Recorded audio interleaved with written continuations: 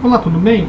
Hoje nós vamos continuar a discussão sobre derivadas de funções de várias variáveis, né, as derivadas parciais, mas a gente vai falar um pouco da regra da cadeia, né? O que é a regra da cadeia para funções de várias variáveis? Bem, primeiramente, vamos relembrar um pouco qual é o conceito de regra da cadeia.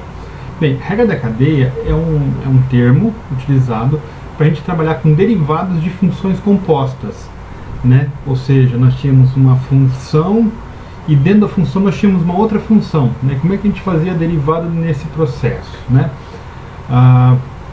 Uma situação, a gente trabalhava com assim,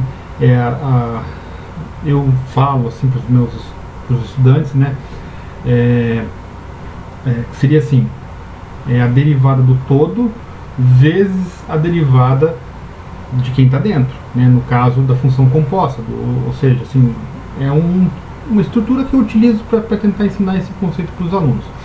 Só que agora nós temos funções de várias variáveis, ou seja, uma função que é x e x e y depende de uma terceira variável, né? Então como é que a gente faz esse processo, tá? Então nós vamos mostrar para vocês como é que se faz esse daí. Existem duas perspectivas, tá? Para a gente trabalhar com isso. A primeira seria quando essa função, vamos supor, x e y depende de uma terceira variável t. Uma segunda é quando x e y depende de duas variáveis, s, t ou qualquer outra que seja ali, tá? Nós vamos mostrá-las para vocês para ver e alguns exemplos. E também, só que alguns exemplos eu vou utilizar o GeoGebra, eu vou utilizar o ambiente álgebra simbólica, né, o CAS, para poder representar essas coisas aí, beleza? Então vamos discutir um pouco a parte teórica, depois a gente vai falar um pouco desses exercícios, tá? Bem, então vamos lá, derivadas parciais, vamos falar da regra da cadeia, né? Tá, então vamos lá, né? Então, como eu diria assim, né, fazendo essa introdução para uma única variável, né, a regra da cadeia nos fornecia um meio para derivarmos funções compostas de uma única variável. Ou seja, se y é uma função em x e x é uma função em g, então a sua derivada é dada por derivada de y em relação a x, ou seja, a derivada desse, a derivada do todo, vezes a derivada de x em relação a t, ou seja, a derivada da parte que está dentro aqui, certo? É uma estrutura que eu utilizo para falar com os estudantes, para tentar com que eles entendam essa relação, né? Porque na minha experiência, com a minha experiência, assim, uma das maiores dificuldades que os estudantes têm é o entendimento dessa ideia de funções compostas, ou seja, funções que dentro de funções têm outras funções. A partir do momento que eles entendem esse conceito, esse daqui fica fácil, tá? Mas o mais difícil para os estudantes, pelo menos assim, a experiência que eu tenho, assim, eu observo que eles têm muita dificuldade no entendimento de funções compostas, né? Então, mas depois que eles entendem isso, isso daqui é uma consequência imediata, tá?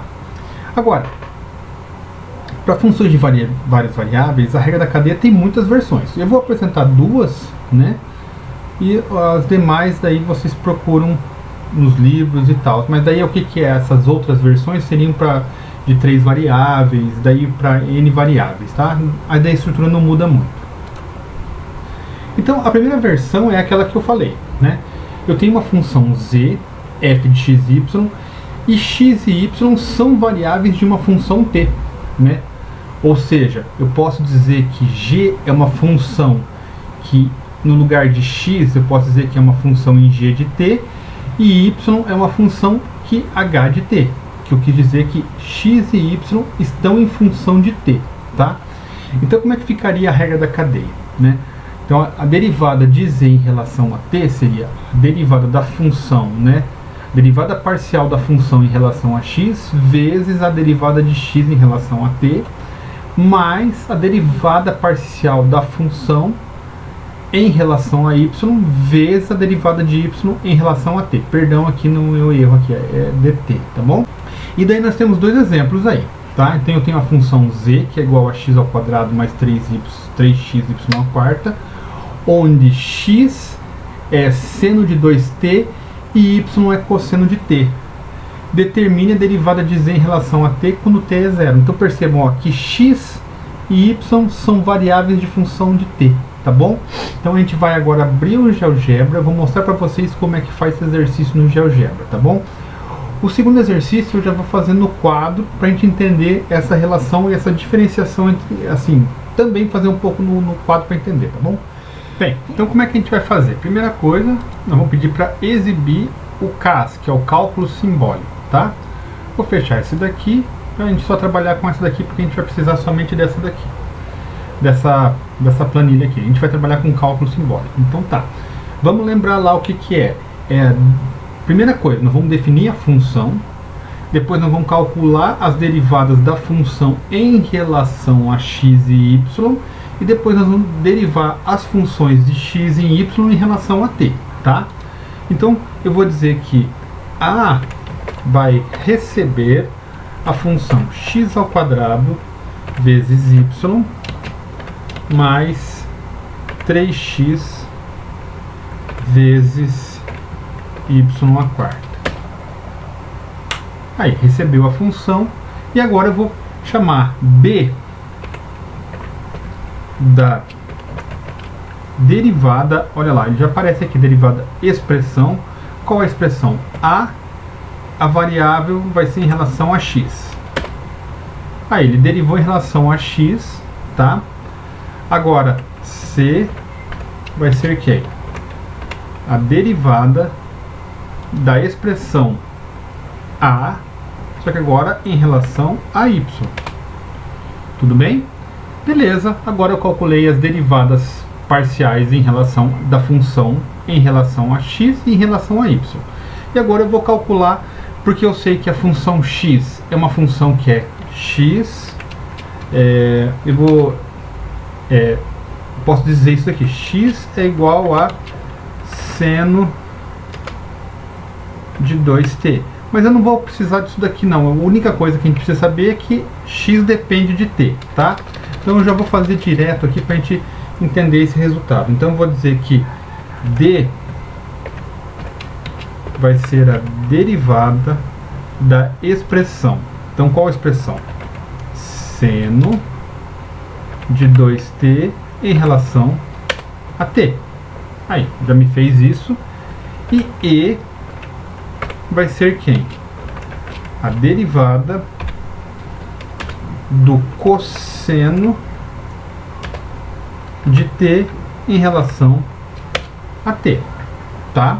Bem, com esses elementos agora eu vou dizer quem é a minha função. Então, eu tenho a, b, c, d e e, né? Então vai ser minha função f, vai receber quem? Que é o resultado, vai ser o resultado da b, que é a derivada em relação a x, b vezes d, mais e vezes, eu vou colocar c vezes e. Aqui é a derivada em relação a y vezes a derivada de y, tá certo?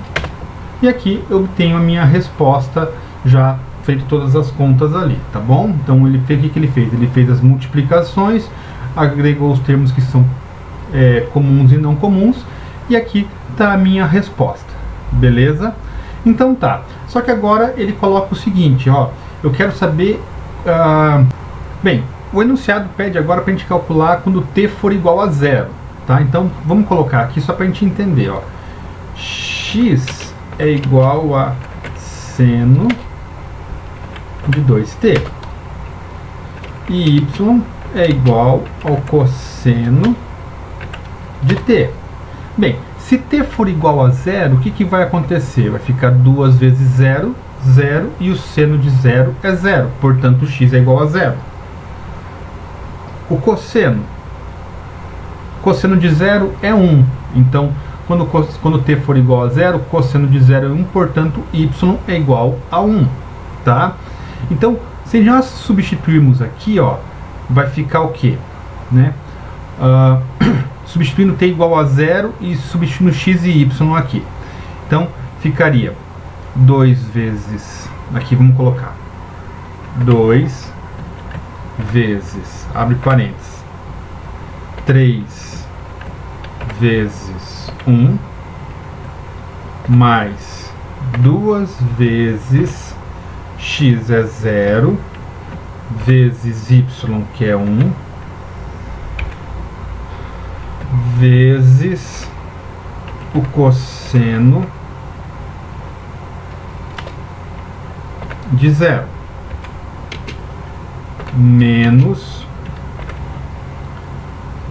12 vezes 0 vezes 1 ao cubo mais 0 ao quadrado, que multiplica seno de 0. Deu resposta 6, tá?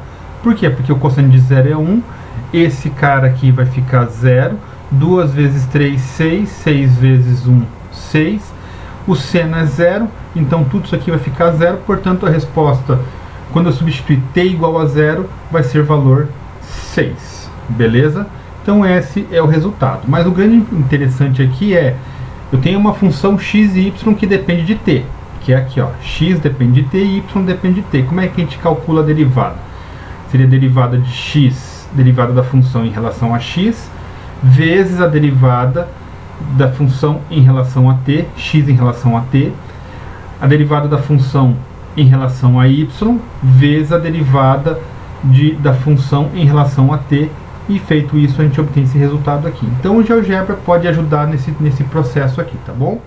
Bem, o segundo exemplo eu acabei mostrando lá, mas acabei não falando sobre ele, então eu vou ler aqui para nós, tá? Mas tá lá no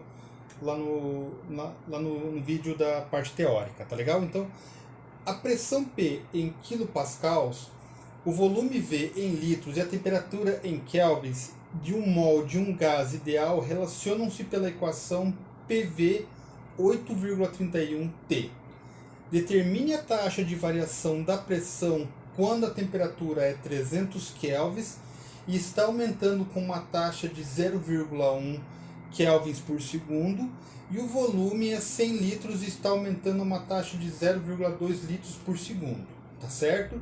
Bem, então o que ele quer? Ele quer a taxa de variação da pressão quando a temperatura, ou seja, ele quer a taxa de variação da pressão. Mas espera lá, vamos observar o seguinte, ó, a temperatura está em função de T, o volume está em função de T. Tanto é que no enunciado ele fala, ó, quando a temperatura está em 300 kelvins, a variação da temperatura em relação a T está aumentando de 0,1 kelvins por segundo. E o volume é de 100, quando o volume é de 100 litros, a variação do volume em relação ao tempo é de 0,2 litros por segundo. Ou seja, se a temperatura depende do tempo e o volume depende do tempo, nós podemos dizer que a derivada da pressão vai ser em relação a quem? Em relação ao tempo. E isso vai ser igual ao quê? A derivada da pressão em relação à temperatura vezes a derivada da temperatura em relação ao tempo mais a derivada parcial da pressão em relação ao volume vezes a derivada do volume em relação ao tempo. Tudo bem? Bem, então agora vamos olhar aqui o que a gente precisa. Eu sei que a fórmula é P vezes V igual a 8,31 vezes tempo, ou seja, pressão vezes volume igual a 8,31 vezes o tempo. Se eu quero saber a variação da pressão, isolando, vou ficar P igual a 8,31 T sobre V. E o enunciado me dá esses resultados, ou seja, quando a temperatura é 300 kelvins, a variação da temperatura em relação ao tempo é de 0,1, e quando o volume é 100 litros, a variação do volume em relação ao tempo é de 0,2. Como eu já disse, então se T e V estão dependendo de T, então esse é o primeiro caso, né? Então, tanto T quanto V depende de T, então eu tenho essa estrutura aqui para poder trabalhar. Então agora eu vou fazer o seguinte, eu vou apagar isso daqui, vou manter só isso daqui e a gente vai fazer essas derivadas, beleza? Então continuando ali, nós temos alguns resultados. Por exemplo, aqui ó, já reescrevi, eu sei que esse cara aqui é 0,1 e esse cara aqui ó, é 0,2. Então eu vou fazer as derivadas parciais de P em relação a T e de P em relação a V, tá? Só lembrando que P é igual a 8,31 T sobre V. Então, fazendo a derivada parcial de P em relação a T, o que vai acontecer? Bem, V é um número, então essa derivada vai ficar o quê? 8,31 sobre V. E agora, fazendo a derivada parcial de P em relação a V, então vai ficar agora o quê? 8,31 T sobre V.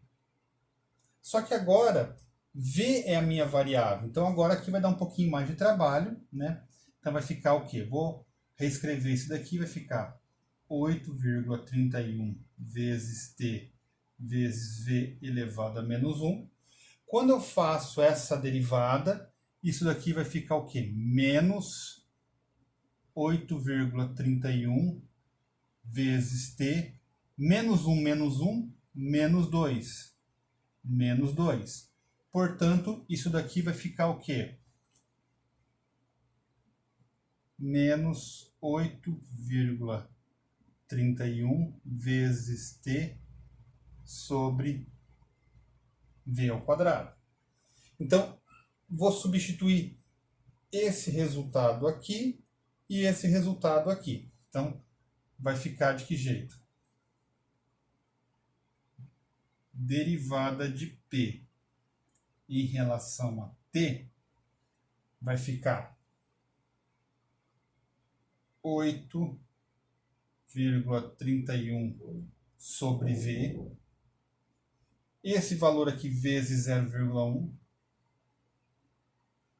mais nada, né? Porque menos, mais com menos, menos 8,31 T sobre V ao quadrado vezes 0,2. Tá? Bem, então aqui no caso o que a gente tem? Temos os resultados do volume, que é 100, e a temperatura, que é 300. Então, quando a gente substitui esses valores aqui, então eu vou apagar, vou manter essa equação aqui, somente aqui em cima, e a gente vai substituir os valores ali, beleza? Bem, então, reescrita a minha função, agora eu vou substituir os valores do volume e da temperatura. O volume é 100 e a temperatura é 300 kelvins. Então, daqui eu tenho que a variação da pressão em relação ao tempo vai ser igual a quem? 8,31 sobre volume 100 vezes 0,1 menos 8,31 vezes 300 dividido por 100 ao quadrado vezes 0,2, tá? Então daqui eu vou chegar que a variação da pressão em relação ao tempo vai ser aproximadamente menos 0,04155. Então a gente pode dizer que a variação, a temperatura, o que está acontecendo com a temperatura? A temperatura, a pressão, perdão, a pressão está decrescendo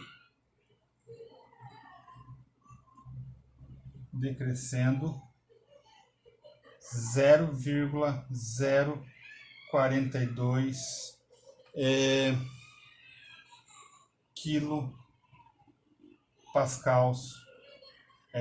quilopascals por segundo, beleza? Então, a gente pode dizer que com essas estruturas, né, com o volume e com o volume de 100 litros e a temperatura de 300, com as variações de 0,1 e 0,2, a pressão ela vai estar diminuindo a uma variação, né, de 0,042 quilopascals por segundo, beleza? Bem, agora a gente vai considerar a seguinte situação. Eu tenho uma função z, que é xy, mas nesse caso, x e y são funções de outras duas variáveis, s e t. Então, assim, no caso, x é igual a uma função g de s em t, e y uma função h de s t. Ou seja, indiretamente, z está em função de s e t, tá? E como é que a gente faz para calcular essa derivada, né, em relação a t? Então, agora nós temos duas situações. Nós temos que calcular a função, como são duas, x depende de duas variáveis, então vou ter que olhar para ela em relação a t, e depois eu vou ter que olhar para ela em relação a s, tá bom? Então, assim, para a gente calcular a derivada da função z em relação a t, nós vamos fazer a primeira coisa: a derivada parcial em relação a t vai ser igual a derivada parcial de z em relação a x vezes a derivada parcial de x em relação a t. Percebam a diferença na notação, porque aqui é derivada parcial, por quê? Porque x depende de duas outras variáveis, tá? Mesma situação. Então, mais a derivada de z em relação a y vezes a derivada de y em relação a t, né? Da mesma forma, nós faremos isso para a derivada de z em relação a s, ou seja, a derivada de z em relação a x vezes a derivada de x em relação, derivada parcial, tá? Em relação a s, mais a derivada de z em relação a y vezes a derivada de y em relação a s, tá? E assim nós temos a segunda versão. Então a primeira versão seria o quê? X e y depende de uma outra variável t. Agora eu tenho uma situação em que x e y depende de outras variáveis, no caso s e t. E daí, por conta disso, que a gente pode ter outras definições, outras versões, porque x pode depender de 3, pode depender de 4, a mesma coisa y. X e y depende de 2 ou 3, ou até mesmo outras variáveis, tá? Mas a estrutura é a mesma, tá? Então, suponha que z é uma função de f de x e y, e essa função é diferenciável de x e y, onde x é igual a uma função g de s t, e y é uma função h em st, dependendo de st, também são funções diferenciáveis. Então, a derivada de z em relação a s vai ser igual aqui, a derivada parcial de z em relação a x, vezes a derivada de x, a derivada parcial de x em relação a s, mais a derivada parcial de z em relação a y, vezes a derivada parcial de y em relação a s. Tá? Novamente explico por quê. Porque y agora, por que está a notação de parcial aqui? Porque y depende de duas variáveis, tá? E a mesma coisa acontece para t. Derivada parcial de z em relação a t é igual a derivada parcial de z em relação a x, vezes a derivada parcial de x em relação a t, mais a derivada parcial de z em relação a y, vezes a derivada parcial de y em relação a t. Então, nesse caso, vocês podem perceber que eu tenho duas respostas para o meu problema, tá? Então eu tenho uma derivada para s e para t, tá bom? Então essa é a grande sacada nesse caso aqui, tá bom? E com isso nós temos esse exemplo aqui, ó. Então olha lá, eu tenho uma função z que é elevado a x vezes o seno de y, só que x é uma função que depende de s e t. E no caso x é igual a s vezes t ao quadrado e y é s ao quadrado vezes t. E nós vamos determinar a derivada de z em relação a s e a derivada de z em relação a t. Então, nesse caso, vocês podem perceber que eu vou ter duas respostas. Derivada parcial de z em relação a s e a derivada parcial de z em relação a t. Também vamos fazer isso no GeoGebra, porque eu acho que fica mais fácil. E a ideia é a gente já começar a introduzir esses conceitos tecnológicos para os estudantes, beleza? Então, vamos abrir o GeoGebra novamente. Bem, então como é que a gente vai fazer? Mesma perspectiva aqui no caso. Eu tentei colocar z, mas ele não aceita, então eu já vou colocar o a. A recebe quem? e a função e elevado a x